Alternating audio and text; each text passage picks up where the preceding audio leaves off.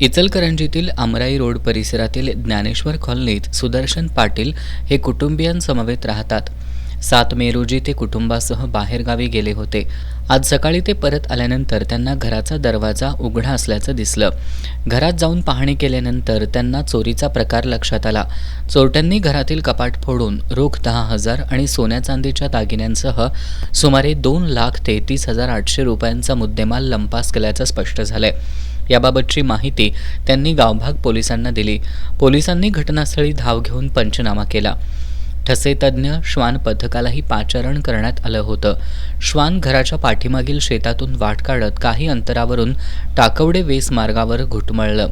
दरम्यान याच परिसरातील सतीश कुलकर्णी यांच्या घरातही 2 दिवसांपूर्वी चोरीची घटना घडली होती. 2 दिवसात 2 ठिकाणी घरफोडी झाल्यानं परिसरात भीतीचं वातावरण आहे.